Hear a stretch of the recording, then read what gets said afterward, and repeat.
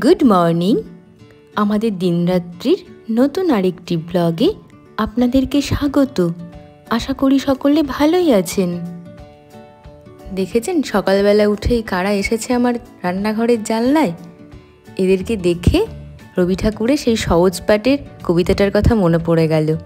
সেদিন ভোরে দেখি উঠে বৃষ্টি বাদল গেছে ছুটে, রোদ উঠেছে ঝিলমিলিয়ে বাঁশের ডালে ডালে।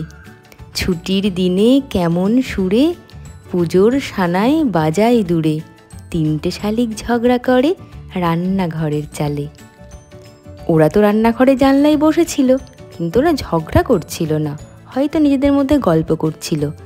আর এটা তো সত্যি যে সত্যিই এখন পুজোর সানায় যেন দূরে বাজছে আকাশে বাতাসে প্রকৃতির মাঝে। যাই হোক, উত্তমেরও অফিস আছে, আমিও কলেজ বেরোবো। আজকেও পরীক্ষার গার্ড আছে। আমার স্নান হয়ে গেছে, ব্রেকফাস্ট বানাচ্ছি। আজ কদিন ধরে শুধু ব্রেড, জীবনটা কেমন ব্রেডময় হয়ে গেছে।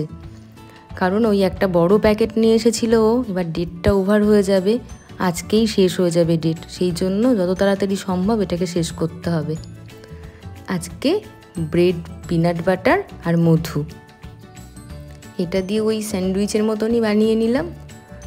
আর তার সাথে একটা কলা দিয়ে দেবো উত্তমকে, একটা ডিম সেদ্ধ আর একটু আম কেটে দেবো।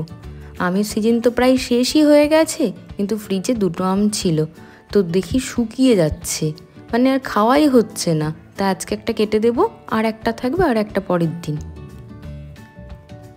আমগুলো এত রস টইটুম্বুর হয়ে গেছে যে আপনা আম সেই রস ফেটে ফ্রিজে যেখানে আমি রাখি পুরো রস পড়ে যাচ্ছে, পচেনি কিন্তু। উত্তম সকালবেলায় বেরিয়েছে বাজারে, ও স্নান হয়ে গেছে, বাজার থেকে আসলেই ওকে খাবারটা দিয়ে দেবো, খেয়ে নেবে। কিন্তু আমারও দেরি হয়ে যাচ্ছে, তাড়াতাড়ি বেরোতে হবে। ওই যে বললাম না পরীক্ষার ডিউটি আছে, তো আমি খেয়ে নেবো। ওকে ফোন করলাম, বললো ওর একটু দেরি হবে, সেই জন্য আমি খেয়ে নেবো, তারপরে ওর খাবারটা রেডি করে রাখবো, ও এসে পরে বসবে। আজকে কলেজ থেকে ফিরে তারপরে যাব প্যান্টালুন্স। শপিং তো সবে শুরু হয়েছে বলুন, শাড়িটা তো আগে কিনেছি, ব্লাউজ ডেলিভারি পাবো না সেই কারণে। কিন্তু প্রচুর তো শপিং থাকে, ছুটখাট একে ওকে দেওয়ার, তাছাড়াও ছেলেদের শপিং থাকে, তো সব ওইগুলো টুকিটাকি এবার করতে হবে, না হলে আর কালেকশন বেরিয়ে যাবে, পাওয়া যাবে না কিছু। আর দিদির ছেলে আরিয়ান, আপনারা তো এর আগের ব্লগে দেখেছেন, তো তার জামা কাপড় কিনতে হবে, উত্তমেরও কিছু কেনার আছে। তো সব মিলিয়ে আর নিজেরও কয়েকটা সংসারের জিনিসপত্র নেওয়ার আছে, সব মিলিয়ে আজ যাবো কৃষ্ণনগর ওগুলো নিতে। আমরা দুজনেই রেডি, এবার বেরোচ্ছি। আজকে একটু তাড়াতাড়ি রেডি হয়ে গেছি, তার কারণ আছে। আজকে সোজা স্টেশন যাব না, যাব আগে মায়ের বাড়ি। মানে আমার শ্বশুর বাড়িটা হচ্ছে স্টেশন থেকে মায়ের বাড়ির পরে, আগে মায়ের বাড়ি পরে, তারপরে আমার শ্বশুর বাড়ি। তো খুব কাছেই, স্টেশন থেকে মায়ের বাড়ি বেশি দূর না, আর মায়ের বাড়ি থেকে শ্বশুরবাড়িও বেশি দূর না, মানে এপাড়া ওপাড়া। পৌঁছে গেছি মায়ের বাড়ি। আপনাদেরকে আসলে একটা জিনিস দেখাবো বলেই এসেছি এখন কলেজ যাওয়ার পথে। নাহলে কলেজ থেকে যখন ফিরি তখন তো সন্ধ্যা হয়ে যায়, বলতে গেলে রাত নেমেই আসে, তো তখন তো আর ভিডিও করতে পারবো না, সেই জন্যই এসেছি। এই যে দেখতে পাচ্ছেন ড্রাগন গাছটা, এই গাছটা নিয়ে এসেছিলাম মামা বাড়ি থেকে, একটা ছোট্ট 5 ইঞ্চি মতন লম্বা একটা ডাল, সেটা থেকে আজকে এদের এত বড় সংসার। বাবা যত্ন করে গাছগুলো।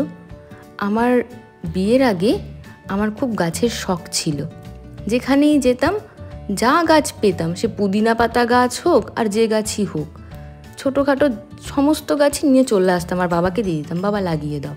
আর আমার বাপের বাড়িতে না বেশি বড় জায়গা নেই, অল্প জায়গা, তো গাছ লাগানোর জায়গাও সেভাবে নেই। বাবা খুব রেগে যেতেন, যেখানে যাবে গাছ নিয়ে চলে আসবে, লাগানোর জায়গা নেই। কখনো লাগিয়ে দিতেন, কখনো লাগিয়ে দিতেন না, তারপরে নিজেই লাগিয়ে নিতাম। এই নিয়ে কতবার বাবার সাথে অশান্তি হয়েছে। একবার আনারসের ওই মাথাটা কেটে লাগানো নিয়ে তো খুব দুজনের মধ্যে একটা ঝামেলা হয়ে গেছিলো। তো যাই হোক, মানে গাছ লাগানোর শখটা আমার বরাবরের, কিন্তু নিজে খুব বেশি গাছ করতে পারি না, নিজের বাড়িতে থাকি না তো যত্ন করতে পারি না। এবার ওদেরকে নিয়ে আসলে তো যত্ন করতে হবে, সেই সময়টা দিতে পারি না। এই এতটা জার্নি আর একা হাতে সংসার, আসলে আমার তো কোনো হেল্পিং হ্যান্ড নেই, সব কাজ আমরা দুজনে নিজেই করে নিই। উত্তম কর্পোরেট সেক্টরে রয়েছে, তো তো ওর কাজের প্রেশার প্রচুর, ও তবুও যেটুকু যা পারে আমাকে একটু সাহায্য করে, আর বাকিটা পুরো নিজে হাতে গোছানো সংসার। এবার এত কলেজ করে বাড়ির সমস্ত কাজ করে আমি আর পেরে উঠি না, তো সেই জন্যই গাছের আর বাগান বা গাছের এত যত্ন আমি করতে পারি না, মানে দায়িত্ব নিই না। রোজকারের গতানুগতিক জীবন থেকে এইবার বাড়ি পৌঁছানোর পালা। তবে আজকে বেলডাঙ্গা স্টেশনে এই কামরাটা দেখতে পেলাম, দেখুন ওই যে এসি লাগানো রয়েছে, দেখতে পেলেন? ওর ভেতরে না দেখলাম গ্যাস রয়েছে, বেড পাতা রয়েছে, মানে একটা ছোট সংসারের মতন। ওরা মনে হয় চেকিং ভ্যান, লাইন চেকিং করে বেড়ায়, তো ওদের সংসার এখন বেলডাঙ্গাতে। এই দেখুন বাড়ি পৌঁছে গেছি। আজকে এর সাথে আলাপ করিয়ে দিই, এ হলো রকি। রকি মানে কি বলবো, মানে আমাদের ফ্যামিলির আর একজন খুব ইম্পর্টেন্ট মেম্বার। 4 জন আছে, আপনাদেরকে পরিচয় করিয়ে দেব, আপনারা আমার সাথে থাকবেন, দেখতে পাবেন অনেক কিছু। একটু বেশি আর কি আলাপি, মানে আপনি আসলে ও হাত দিয়ে, আপনি যদি ওকে নোটিস না করেন, হাত দিয়ে সবসময় আপনাকে ডাকতে থাকবে, আপনাকে ওর দিকে তাকাতেই হবে, ওকে একটু আদর করতেই হবে, তারপরে গিয়ে ও শান্ত হবে। আর দিদি ওকে দেখলাম আজ একটা লাল টিকা পরিয়ে দিয়েছে, পুরো তো মনে হচ্ছে মস্তান, গলির মস্তান, দাদা, পাড়ার দাদা। আর মনে হচ্ছে যেন ভাসানে যাবে, দশমী শেষ, এবার ভাসানে যাবে। যাই হোক, এসে আজকে বসিনি, চাটা খেয়েই রেডি হয়ে গেছি। ওই যে বলছিলাম আপনাদেরকে সকালে প্যান্টালুন্স যাব, তো বেরিয়ে পড়েছি। দিদিদেরকেও পিক করে নিয়েছি, দিদি, আরিয়ান আর সৌরভ ভাই ওই দিক থেকে এসে আমাদেরকে জয়েন করবে। মানে সৌরভ ভাই হচ্ছে আমার মাসির ছেলে, আজকে ওকে আপনারা প্রথম ব্লগে দেখবেন। ও কিন্তু খুব গুণী মানুষ, ওর কথা একদিন আপনাদেরকে বলবো। আমরা বাইপাস ছেড়ে এবার হাইওয়েতে উঠে গেছি, এটা হচ্ছে জাতীয় সড়ক 12 নম্বর।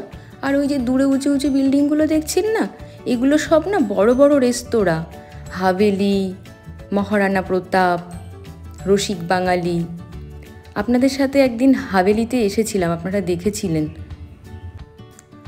এই দেখুন, গল্প করতে করতে পৌঁছে গেছি স্মার্ট বাজার। এই যে আগের দিন বললাম না, এইখানটাতে এক ছাদের তলায় সব রয়েছে, তো এখান থেকেই ওই দিদি বলল কয়েকটা মুদিখানার জিনিস নেবে, তারপরে আমরা ঢুকে যাব প্যান্টালুন্সে। চলুন যাই ভেতরে। বেশ রাত হয়ে গেছে, এখন বাজে 8:30। 9টা, 9:30টার মধ্যে এরা স্টোর বন্ধ করে দেয়, তো তাড়াতাড়ি নিতে হবে, নিয়েই একদম প্যান্টালুন্সে ঢুকে যাব। আমি দিদিকে বললাম যে আগে এই কাজটা সেরে নে, প্যান্টালুন্সে ঢুকে গেলে তো দেরি হয়ে যাবে, তখন এই স্টোরটা বন্ধ হয়ে যাবে। প্যান্টালুন্স তো 9:30টায় বন্ধ হয় ওনারা বললেন। আসলে 9:30টার পরে আর কোনো কাস্টমারকে ভেতরে এন্ট্রি করতে দেয় না, কিন্তু যারা থাকেন তারা তাদের শপিং সম্পূর্ণ করেই বেরিয়ে আসেন। দিদি নেবে মেয়োনিজ আর নিল অরিগ্যানো, আমিও একটা মেয়োনিজ নিয়ে নিলাম, আর একটা জ্যাগেরি পাউডার নেবে। জ্যাগেরি পাউডারটাই ছাড় আছে 72 টাকা, আর মেয়োনিজগুলো ছাড় দিয়ে পড়লো 60 টাকা। আর ফ্লেক্স সিডসও নেবে, ওটা পড়েছে 29 টাকা, আর ছাড় দিয়েছে মনে হয় 2 টাকা না 1 টাকা কম পড়লো, ওই 27 টাকা মতন পড়েছে। আর নিয়েছে একটা দই আর কয়েকটা আর কি সব নিল। আমার বিশেষ কিছু নেওয়া ছিল না, আমি শুধু একটা মেয়োনিজই নিয়েছি। এবার আমরা যাচ্ছি প্যান্টালুন্সে, আরিয়ানের মেন শপিং হবে, আর দেখি যদি কিছু আমাদের পছন্দ হয় একটু ছাড়ে পাওয়া যায়। এই তো জিন্স সেকশানে চলে এসছে। আরিয়ানের এই শার্টটা খুব পছন্দের, এটা বাড়ি থেকে দেওয়া হচ্ছে, আর ওর পাপা মানে ওর বাবা বলে দিয়েছে শপিংটা করে নিতে, তো ওর বাবা আসতে পারবে না। জামাইবাবু আসলে আমাদের ওপরে খুব ভরসা করে, তা বলেছে মনা মাম্মির সাথে গিয়ে তুমি শপিংটা করে নিও, তো সেই জন্যে ওর শপিংটা করা হয়ে গেল। আর আমিও 2-1টা জিনিস দেখলাম বেশ ছাড়ে রয়েছে, 169 টাকা করে টি শার্ট পেলাম জানেন, 169 করে। তো আমি 2টো টি শার্ট নিয়েছি বাড়িতে পরার জন্য। এই দেখুন, এবার পুজোর শপিং আসলে তো খাওয়া দাওয়াটা হবেই বলুন, তা চলে এসেছি সেই আমাদের অথেন্টিক এবং খুব পছন্দের জায়গা। মানে আমরা চোখ বন্ধ করে খাওয়ার কথা মনে করলেই যে রেস্টুরেন্টের কথা মাথায় আসে সেটা হচ্ছে এই মাদারসাট। মাদারসাটের অনেকগুলো ছোট ছোট সেকশন রয়েছে, তার মধ্যে এইটা খুব পছন্দের, এটা হচ্ছে বসুধা। মানে মাটির বাড়ির আদলে বানানো, আর শান্তিনিকেতনই একটা ছোঁয়া রয়েছে।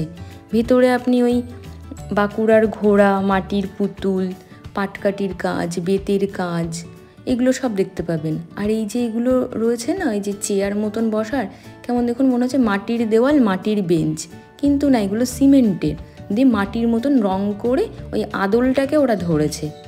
আর এই যে রোবটটা দেখছেন, ওর নাম হচ্ছে অনন্যা। ও খুব সুন্দর বলে, আমি অনন্যা, আমাকে রাস্তা দিন।